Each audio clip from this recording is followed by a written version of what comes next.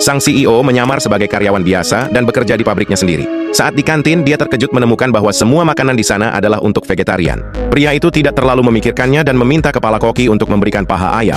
Kepala koki tidak hanya mengatakan tidak ada, tetapi juga memarahinya dengan kasar. Melihat sikap kasar sang koki, pria itu ingin memberinya pelajaran. Tapi seorang rekan kerja di dekatnya menghentikannya, lalu membawa pria itu ke meja untuk makan sambil mengobrol. Dari obrolan itu, pria itu mengetahui bahwa mereka sudah lama tidak menyajikan hidangan daging. Saat dia masih bingung, seorang anak muda kaya berjalan mendekat dan langsung duduk di sebelahnya. Tak lama, sang koki segera membawakan makan siang mewah. Pria itu heran, langsung bertanya apa yang terjadi. Dengan sombong, anak kaya itu berkata bahwa karyawan rendahan seperti mereka tidak pantas makan daging. Pria itu ingin berdebat, tetapi rekan kerjanya menghentikannya lagi. Dia menjelaskan bahwa hanya pihak manajemen yang boleh makan daging di pabrik ini. Karyawan biasa beruntung masih bisa dapat makan. Pria itu marah setelah mendengar ini. Dia menggebrak meja dan berdiri, lalu mengatakan bahwa perusahaan sudah lama mengalokasikan dana khusus untuk meningkatkan kualitas makan karyawan. Jadi, mengapa hanya para pemimpin yang boleh makan daging? Siapa yang membuat aturan itu? Anak kaya itu menjawab dengan percaya diri, mengatakan bahwa dialah yang membuat aturannya. Oh, bagaimanapun, para petinggi tidak bisa mengendalikan apa yang terjadi di sini. Di tempat ini, dialah bosnya. Ternyata, anak muda itu adalah putra direktur pabrik.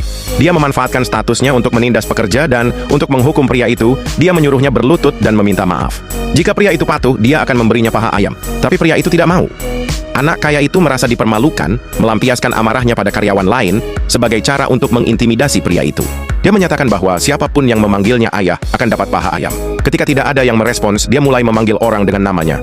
Dia yang dipanggil terpaksa menuruti karena tidak mau kehilangan pekerjaan.